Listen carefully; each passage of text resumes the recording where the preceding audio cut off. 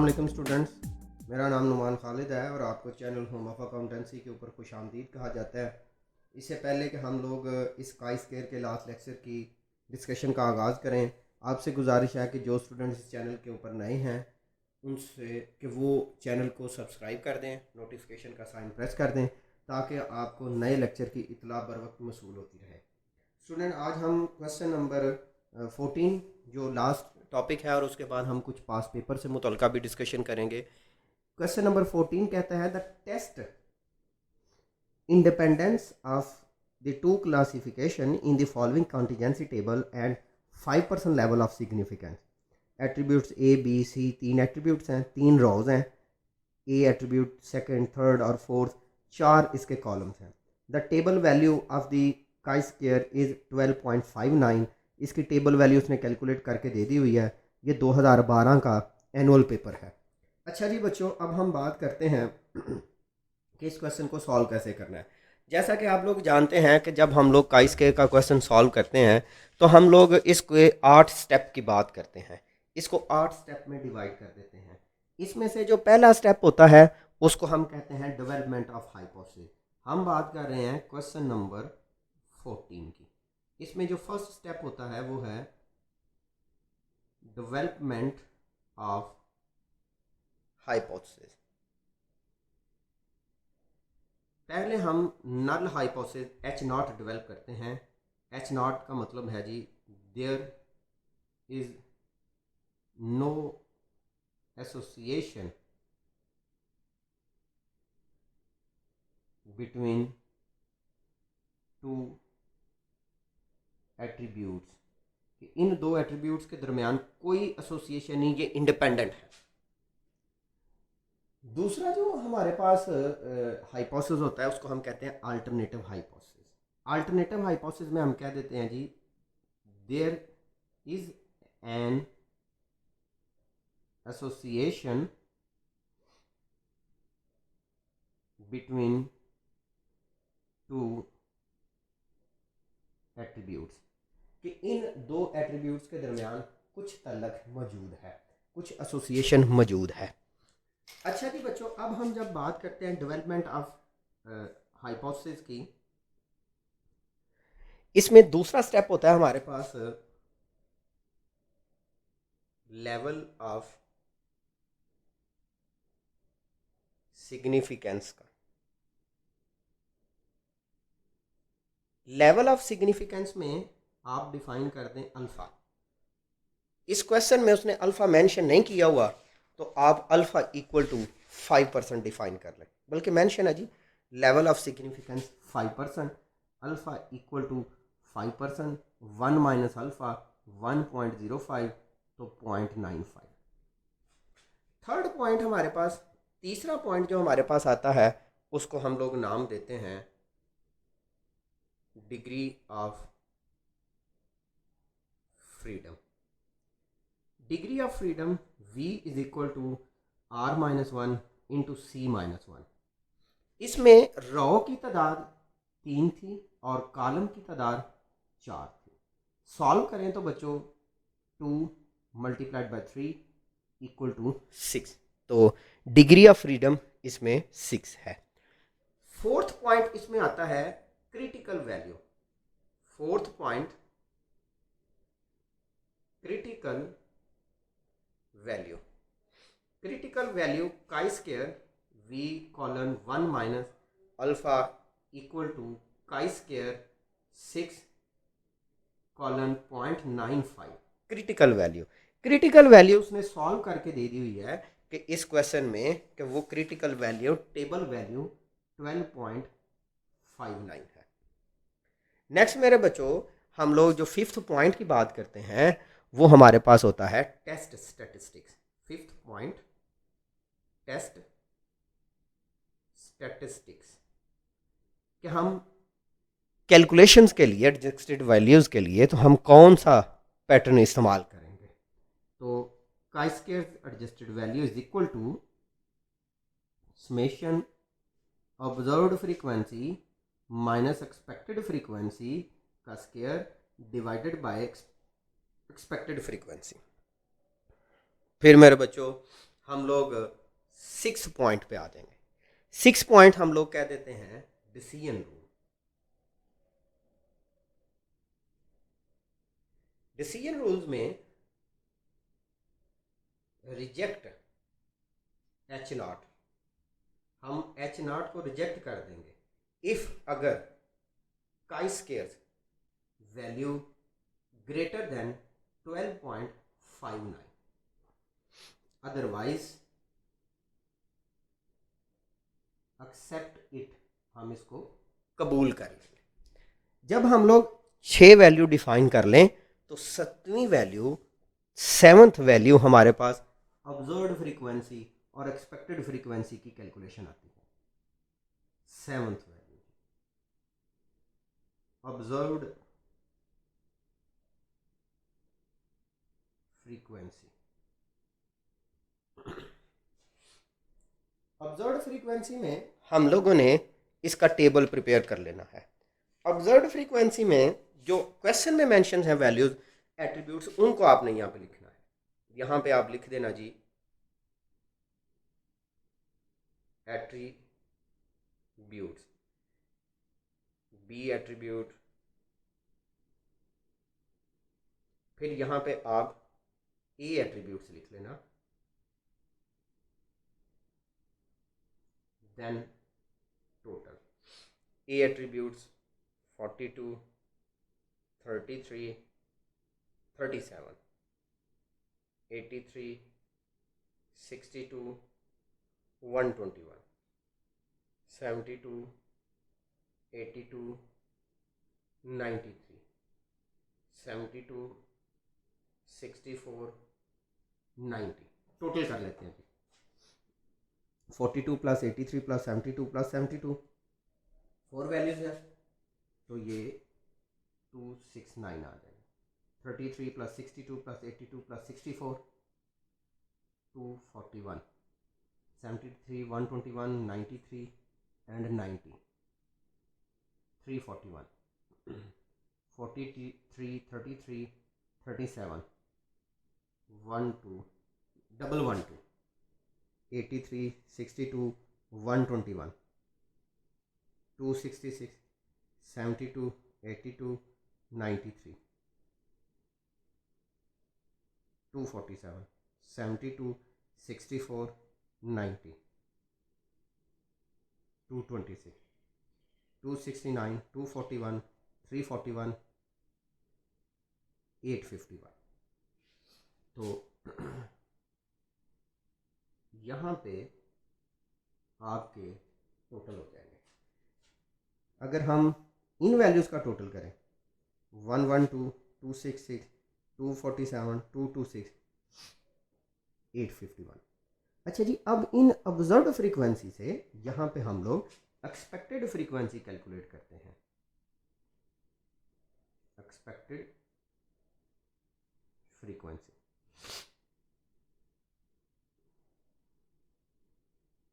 Attributes,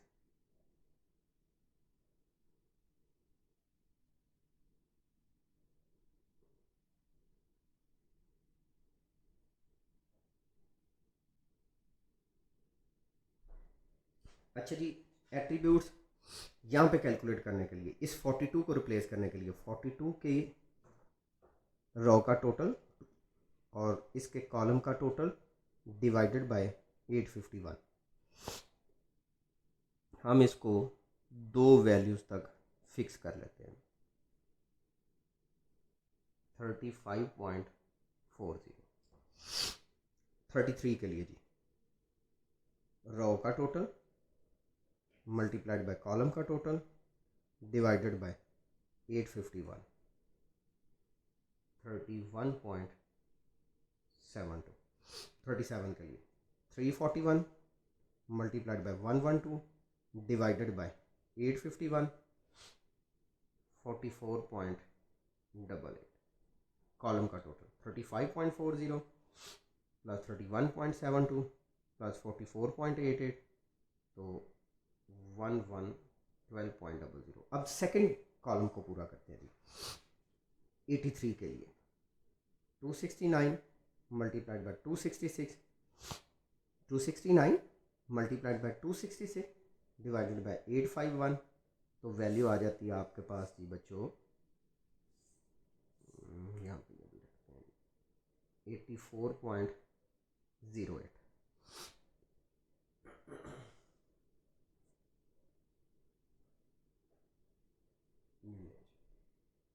62 के लिए 241 multiplied by 266 divided by 851, 75.33।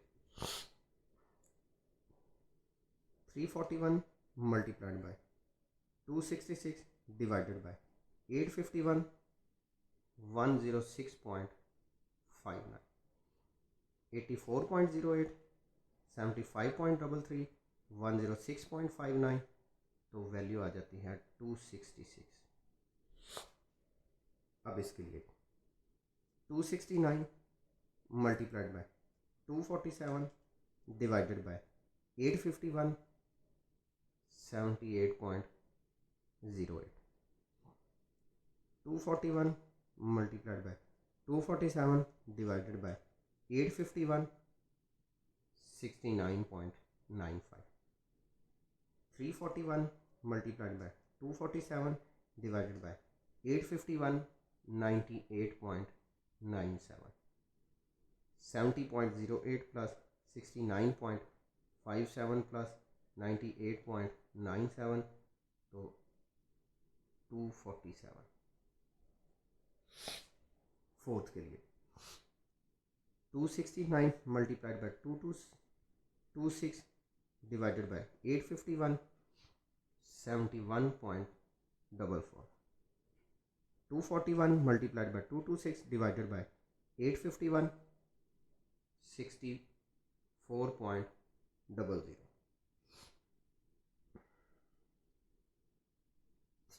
341 226 divided by 851, 90.56। 71.44, 64.0 plus 90.56, 226। 35.5 plus 84.08 plus 78.08 plus 71.44, 269। 31.72, 75.33, 69.95, 64.00, 241। 44.88, 106.59, 98.97, 90.56, तो value है 341। 269, 241, 341 ऐड किया तो 851। ले बच्चों, अगर तो इसके कॉलम का टोटल रो का टोटल सिमिलर आ जाए तो इसका मतलब है आपने एक्सपेक्टेड फ्रीक्वेंसी ठीक कैलकुलेट कर ली। अब बारी आती है कि हम लोगों ने किस तरह इस टेबल वैल्यू को कंप्लीट करना है। अच्छा जी बच्चों, सबसे पहले हम लोगों ने अपनी ऑब्जर्व्ड फ्रीक्वेंसी को लिख लेना है। अगर ऑब्जर्व्ड फ्रीक्वेंसी कॉलम वाइज लिखेंगे तो फिर एक्सपेक्टेड फ्रीक्वेंसी भी कॉलम वाइज लिखेंगे। यहाँ पे आप लिख लें जी ऑब्जर्व्ड फ्रीक्वेंसी 42, 33, 37, 83, 62, 121, 72, 82, 93, 72, 64 एंड 90। यहाँ पे आप एक्सपेक्टेड फ्रीक्वेंसी लिखते हैं। एक्सपेक्टेड फ्रीक्वेंसी बी क्वेश्चन में मौजूद है। एक्सपेक्टेड फ्रीक्वेंसी लिखते हैं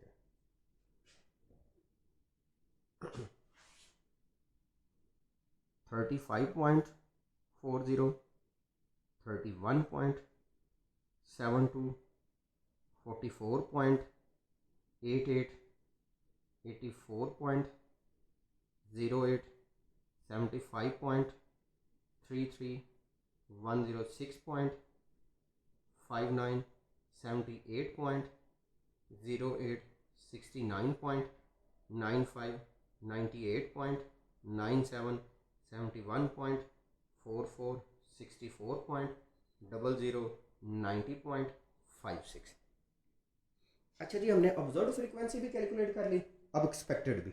अब हमने करना ये है कि ऑब्जर्व्ड फ्रीक्वेंसी में से एक्सपेक्टेड फ्रीक्वेंसी को माइनस करना है, फिर उसका मॉड लेना है, स्केयर लेना है और उसको एक्सपेक्टेड फ्रीक्वेंसी के ऊपर डिवाइड कर देना, जैसा कि पहले के लिए 42 माइनस 35.40 स्केयर डिवाइडेड बाय 35.40, तो आंसर आ जाएगा हमारे पास 1.23। सेकंड के लिए 33 माइनस 31.72 का स्केयर डिवाइडेड बाय 31.72, तो वैल्यू आ जाएगी 0.05। 37 माइनस 44.88 का स्केयर डिवाइडेड बाय 44.88, तो वैल्यू आ जाएगी 1.38। 83 माइनस 84.08 का स्केयर डिवाइडेड बाय 84.08, तो वैल्यू 0.01। मैं एक दफ़ा रिपीट कर लूँ, 43 84.08 का स्केयर डिवाइडेड बाय 84.08 जी, इतना ही है। नेक्स्ट जी 62 माइनस 75.33 का स्केयर डिवाइडेड बाय 75.33 2.36। 121 माइनस 106.59 का स्केयर डिवाइडेड बाय 106.59, तो वैल्यू आ जाएगी 1.95। 72 माइनस 78.08 का स्केयर डिवाइडेड बाय 78.08, तो 0.47। 82 माइनस 69.65 का स्केयर डिवाइडेड बाय 69.95, तो वैल्यू आ जाएगी 2.08। 93 माइनस 98.97 का square divided by 98.97 0.36। 72 divided by 71.44 का स्केयर डिवाइडेड बाय 71.44, तो ये वैल्यू ज़्यादा डिफरेंस में है, तो हम लोग इसके बदले में 0.00 लिख लेते हैं। मैं रिपीट कर लूँ, 72 माइनस 71.44 का square divided by 71.44। Okay okay. 64 minus 64, तो ये वैल्यू सिमिलर है, ये भी ज़ीरो। 90 माइनस 90.56 का स्केयर डिवाइडेड बाय 90.56, तो ये भी ज़ीरो ही आंसर जनरेट करेगा। अब इसका सम कर लेते हैं, 2.13 1.23 0.05 1.38 0.01 2.36 plus 1.95 plus 0.47 plus 2.08 plus 3.36 plus 0.00 plus 0.0 plus 0.0, तो वैल्यू आ जाती है 9.89। अच्छा जी बच्चों, ये यहाँ पे डिसीजन रूल ये था, हम H0 को रिजेक्ट कर देंगे इफ़ काई स्केयर की वैल्यू 12.590 से ग्रेटर आए। ये ग्रेटर नहीं आई, ये लोअर वैल्यू है। अब आपने यहाँ पे कंक्लूजन ड्रा करना है, as chi square adjusted value lower than 12.59, so we accept, हम कबूल कर लेंगे H0 को।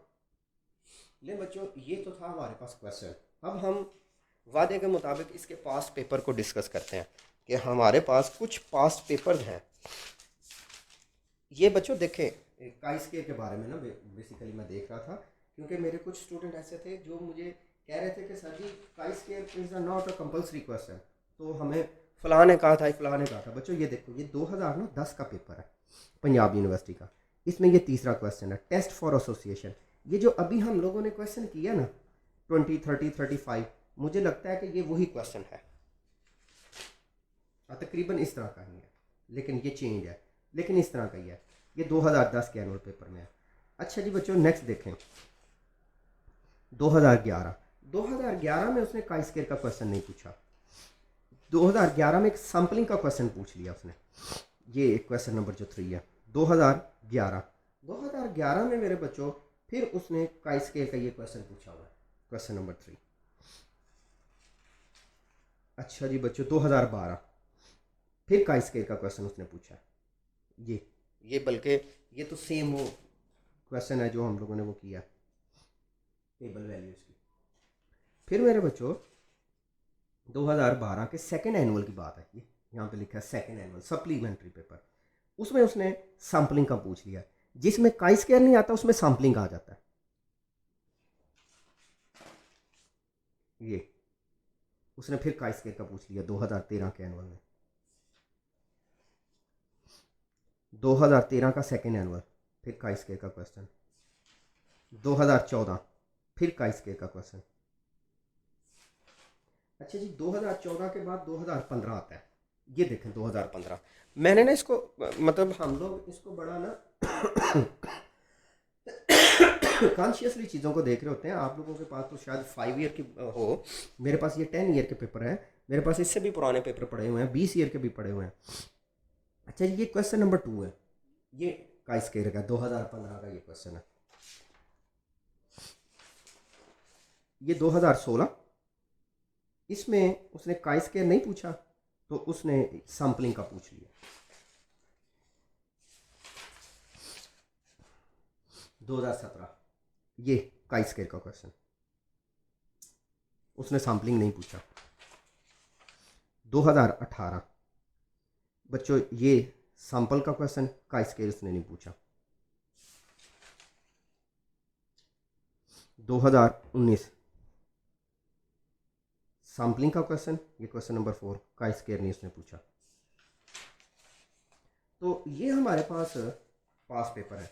हम कह सकते हैं कि 80% चांसेस हैं कि काई स्क्वायर का क्वेश्चन आएगा। तो क्वेश्चन जो 2019 का पेपर था उसमें काई स्क्वायर का नहीं था, तो इसका मतलब ये है कि चांसेस हैं कि अब 2020 का जो हमारा पेपर होगा उसमें काई स्क्वायर का क्वेश्चन लाजमी आएगा। अच्छा जी बच्चों ये फिर भी आपके ऊपर डिपेंडेंट है, हमारा काम है इसको मैक्सिमम तौर पर एक्सप्लोर कर देना। आप मुझे उम्मीद है कि इसको ज़रूर प्रिपेयर करेंगे।